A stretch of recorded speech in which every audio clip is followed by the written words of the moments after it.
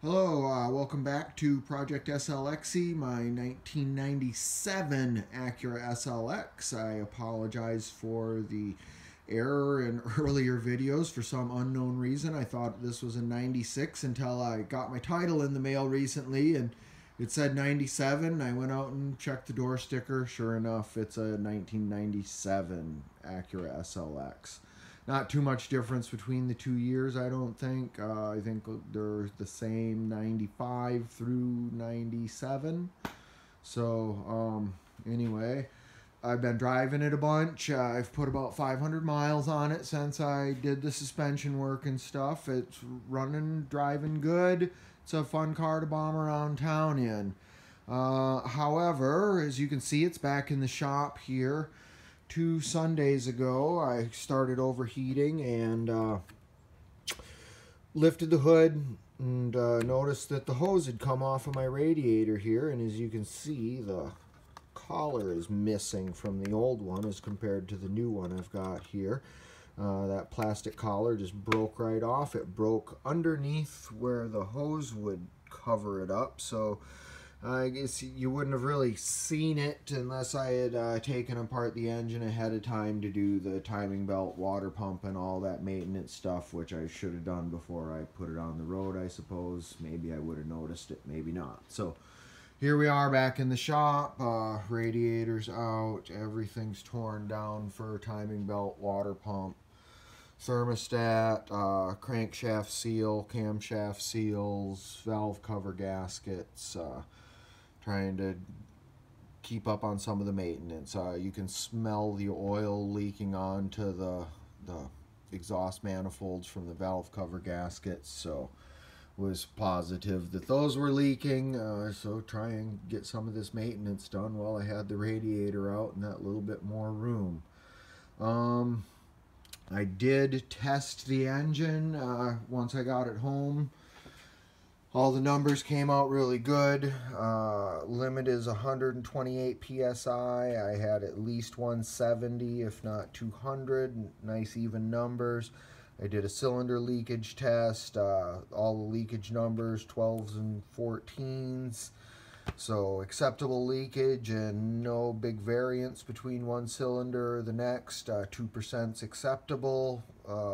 The leak down manual says up to 15% between cylinders would be acceptable. So the numbers came out good, so I'm going to move forward without doing head gaskets or heads on it.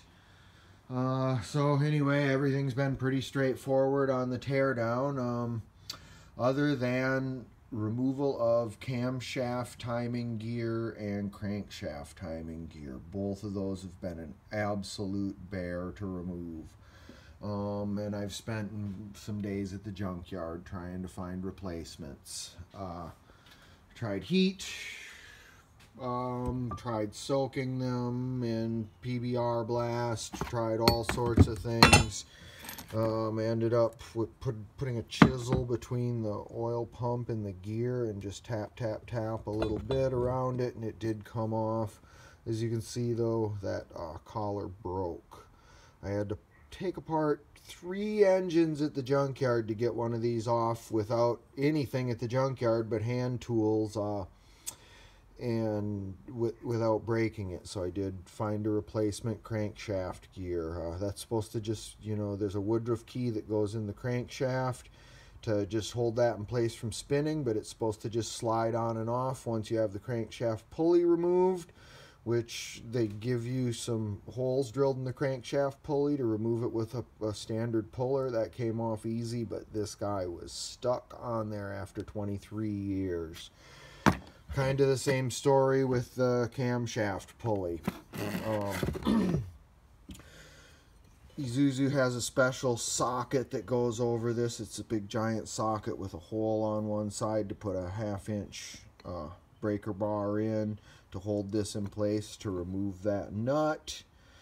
I tried using a normal cam tool on it that just kind of pinches this in place, and the lip, as you can see, cracked off of that. It's just an aluminum gear with a magnet, and I think the center is steel, but everything else is aluminum around there. It's very brittle.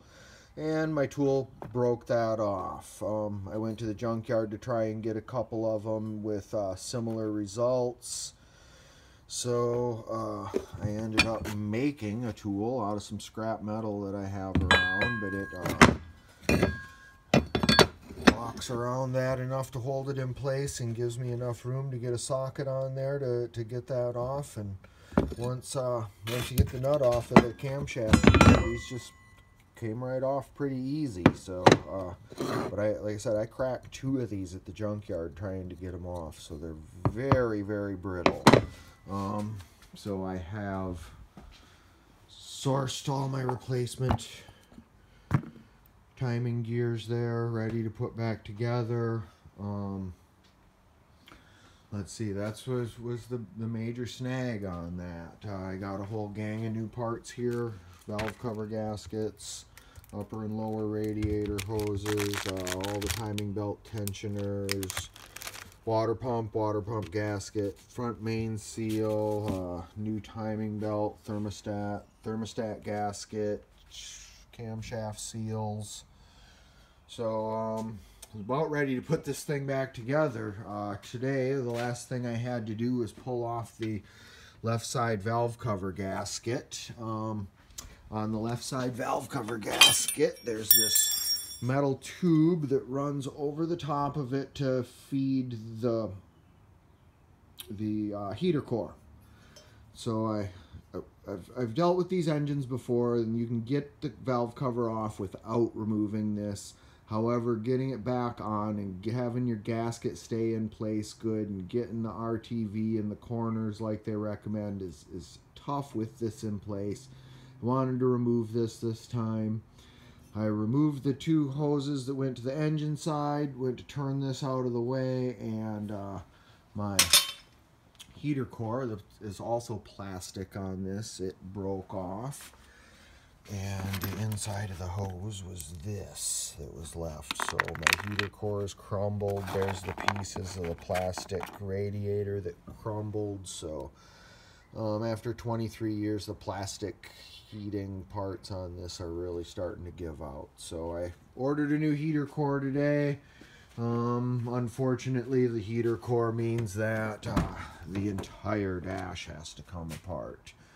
So that'll be a big project in itself. The dash kind of had to come apart regardless. If anybody remembers back to my first video on this vehicle, I had found some fabric softener tied underneath the hood, which is a common trick to try and get rid of rodents. Well, in the time I've been driving this, I've realized that when you turn on the heat, it smells like a gross rat's nest. So all the heat ducting has to come out of this thing regardless to clean and sanitize it to get rid of that. So dash is coming apart next. So that's I'll wait for a little bit to put the engine completely back together. I'll probably start doing some of the stuff on the front end of it, but I want to leave this left side valve cover gasket off because it does give me a little bit better access to those hoses on the heater core back there wherever they are. So